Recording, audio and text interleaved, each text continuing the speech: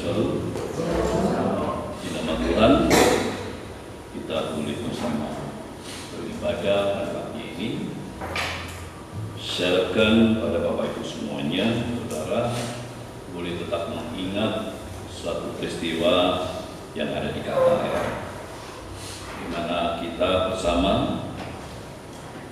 mempunyai sebuah keinginan, komitmen untuk tidak lagi mempunyai orang yang mungkin itu memusuhi kita, membenci kita, menyentuh kita, dan kita sudah buang.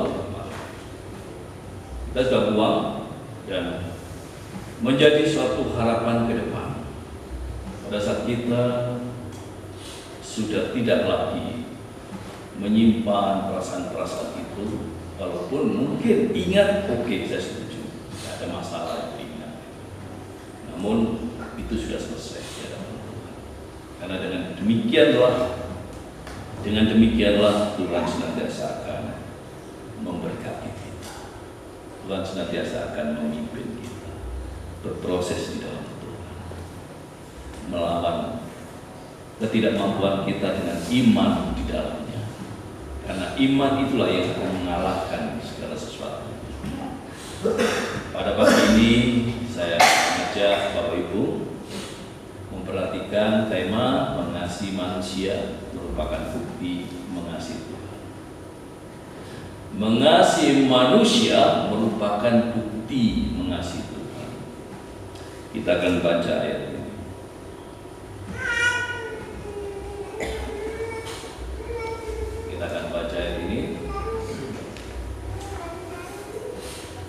Kita baca bersama-sama. 1, 2, 3. Jikalau seseorang berkata, aku mengasihi Allah, dan ia membenci saudaranya, maka ia adalah pendusta. Karena siapa tidak mengasihi saudaranya yang dipilihnya, tidak mungkin mengasihi Allah yang tidak dipilihnya. Ya, jadi di dalam iman Kristen itu memang hal yang tidak bisa dipikir dengan logika. Ya. Kalau dunia berkata, kamu dicubit ya kamu cubit. Kalau kamu disakiti ya balaslah untuk menyakiti. Bahkan ada banyak orang tua yang mengajarkan anaknya, kalau kamu dipukul ya pukullah, balaslah. Ya. Balas dengan kemampuanmu. Nah, ini akan menuai kalau anak diajar seperti ini, ya 10 tahun, 20 tahun ke depan akan menuai yang mungkin ya menyebabkan kita sebagai orang tua mungkin akan menderita. Tapi kalau mengajarkan kepada anak untuk mengasihi, ya, pasti kita akan menuai yang lebih bagus, lebih baik di hadapan Tuhan. Karena banyak bukti-bukti yang sudah terjadi, ya, bukti-bukti yang pada akhirnya orang tua menyesal dengan pendidikan yang dulu. Maka belum terlambat untuk kita mengubah cara mendidik anak sehingga anak juga bisa mengasihi sesama. Pada saat bisa mengasihi sesama, maka ya, kita bisa mengatakan saya mengasihi Engkau Tuhan, saya mencintai Engkau Tuhan. Tapi pada saat kita tidak bisa mengasihi sesama, kita berkata aku mengasihi Engkau Tuhan, jawaban Tuhan kamu pendusta, kamu pembohong. Ini jawaban Tuhan. Nah, mau yang mana? Ya. Kalau manusia itu hanya melihat, oh aku mengasihi Tuhan, ya, hanya melihat di situ. Tapi kalau Tuhan melihat di hati, firman Tuhan itu tajam seperti pedang yang bermata dua, tajam, lebih tajam daripada pedang yang bermata dua. Ya. Firman Tuhan itu bisa menusuk bagian dalam, bisa melihat yang tidak bisa dilihat oleh manusia. Itu firman Tuhan. Nah, Bapak Ibu Saudara yang kasih dalam Tuhan, sekiranya kita adalah orang yang benar di hadapan Tuhan. Orang yang benar di hadapan Tuhan, orang yang benar-benar mengasihi Tuhan. Barang siapa tidak mengasihi saudaranya yang dilihatnya, tidak mungkin mengasihi Allah yang tidak dilihatnya. Ada firman Tuhan yang mengatakan besi menajamkan besi, orang menajamkan sesamanya. Saya berikan gambar di bawah karena saya adalah orang teknik, orang yang berpendidikan teknik, maka saya teringat dengan namanya kikir. Kikir itu kasar, kikir itu keras. Pada saat digunakan untuk mengasah pisau, pisau akan menjadi tajam dan serbuk dari besi yang terkikir akan jatuh. Bapak Ibu sekalian Tuhan, itu besi menajamkan besi, bukan untuk mentajamkan manusia, bukan, tapi mentajamkan besi. Nah, sekarang adalah orang menajamkan sesamanya. Orang menajamkan sesamanya. Siapa sesamaku? Ya. Siapa sesamaku? Sesama kita adalah orang percaya. Itu sesama kita. Sesama kita adalah manusia yang disebut orang fasik juga sesama. Kenapa? Karena semua adalah gambar Allah. Walaupun orang fasik disebut gambar Allah yang sudah rusak, tidak ada satu kebenaran dalam hidupnya. Perbuatannya adalah jahat, senantiasa jahat, mengancam. Itu orang fasik. Jadi kalau kita bertemu dengan orang fasik dan orang fasik mengancam, itu memang pekerjaannya. Bahkan dia tidak akan pernah puas kalau belum melakukan apa yang menjadi pikirannya. Apa yang menjadi pikirannya harus dilakukan, dan kalau tidak dilakukan dia nggak bisa tidur. Itu orang fasik. Sesama manusia yang di rumah, ya. Mana kira-kira yang paling menjengkelkan? Sesama orang percaya, masih gampang, 3 bulan udah selesai, kan gitu ya. Sesama orang fasik di luar, sudah deh, toh Tuhan bakal musnahkan. Nggak ada. Tapi kalau di rumah, ayo. Berapa kali kita dengar cerewetnya mulut ya, cerewetnya mulut kan gitu. Berapa kali kita tidur dicereweti, mangan dicereweti, ya, mandi kru cerewetannya. Ayo, di rumah loh itu. Kira-kira enak di mana? Wah, di luar aja. Ya. Itu pilihan orang yang konyol, kan gitu. Pilihan orang yang konyol di luar aja, ya kan? Kita perhatikan hal seperti ini. Kita nggak akan cari yang ada masalah. Di mana nggak ada masalah? Di goa. Oh, di goa tambah banyak masalahnya. Di mana kira-kira nggak muncul hal itu? Musuh kita, ya, lawan kita bukan manusia, ya. Sesama kita ini adalah yang Tuhan ciptakan segambar, dan mereka saling melengkapi.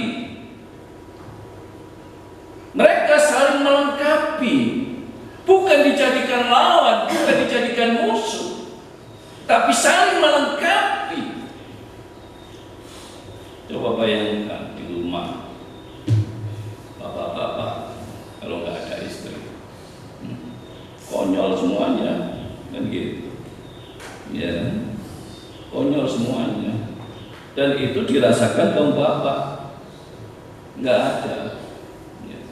Kalau saya lihat di Instagram peristiwa-peristiwa, ya, anak perempuan sama papahnya, anak perempuannya marah. Di situ ada tulisannya, ada caption, wah, sama mamanya, gitu. Ya. Jadi hal seperti itu memang harus terjadi di dalam rumah. Coba bayangkan, ya, banyak orang berkata keberhasilan laki-laki itu ada wanita di dalam rumah, kan gitu. Ya. Coba bayangkan itu. Ya. Kebanyakan laki-laki itu memang ya udah pulang, makan, tidur, kan gitu. Membuat kesalahan mungkin dikritik sama istri, nah itu bagus, kan gitu. Bukan hal yang nggak bagus. Ya.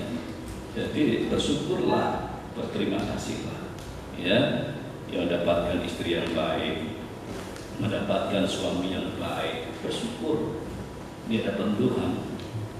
Jangan kita jelek-jelekan di luar, ya.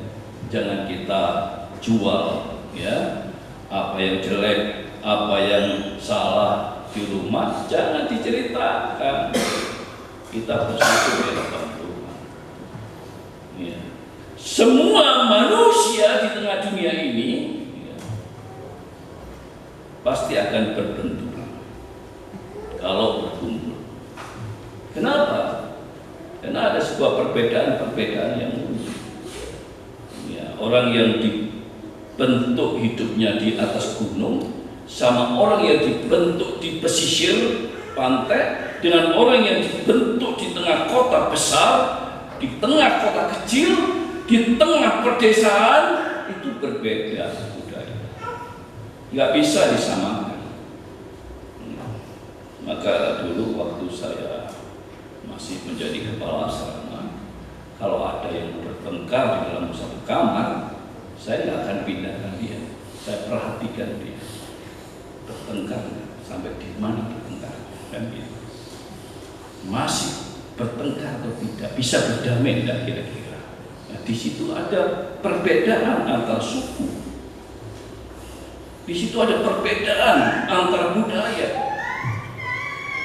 Memang kalau dipertemukan pasti akan terjadi suatu pertengkaran, apalagi suami istri.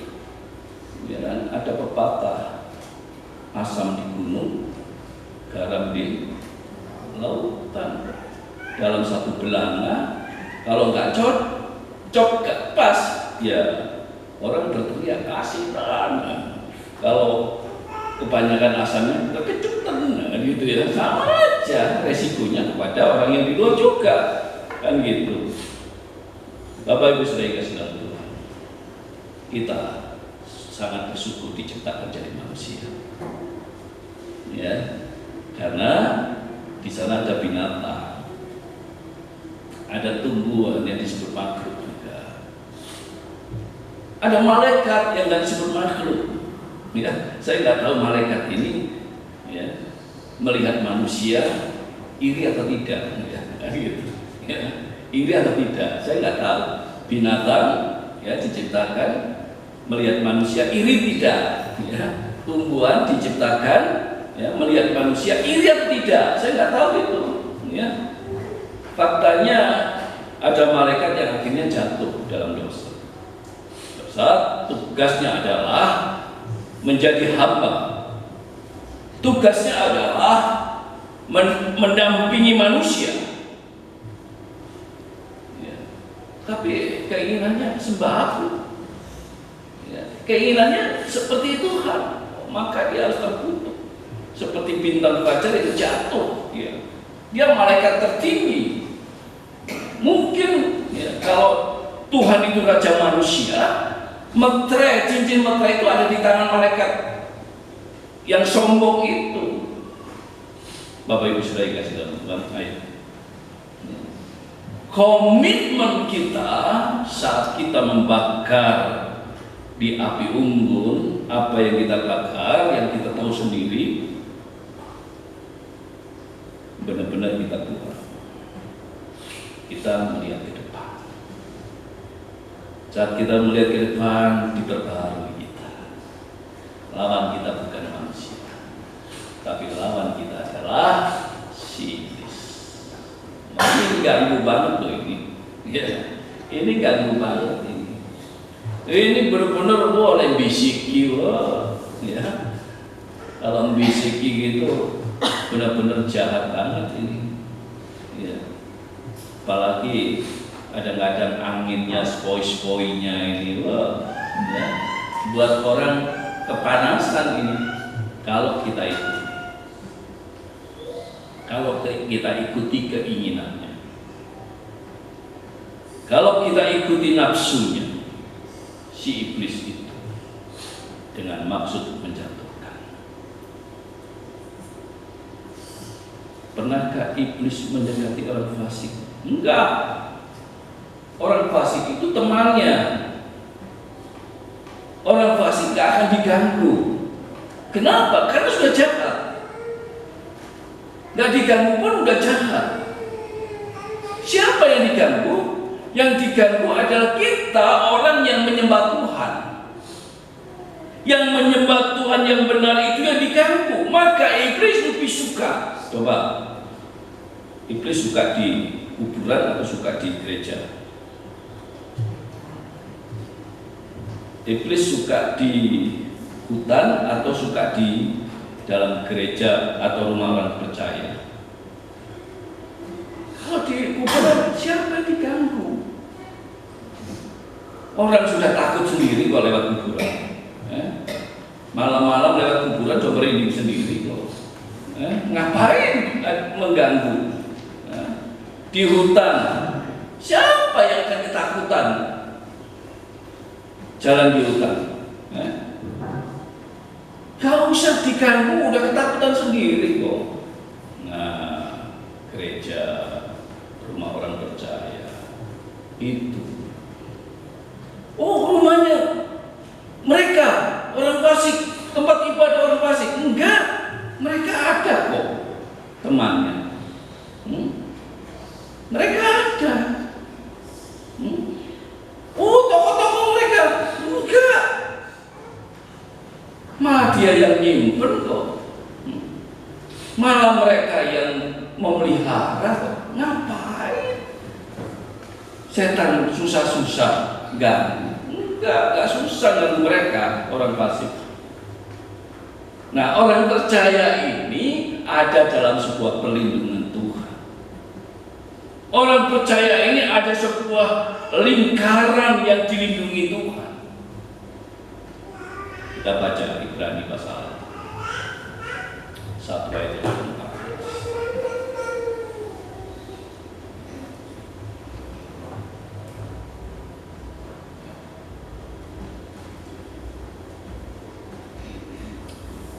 Ibrani 1 ayat 14. Kita akan baca bersama-sama.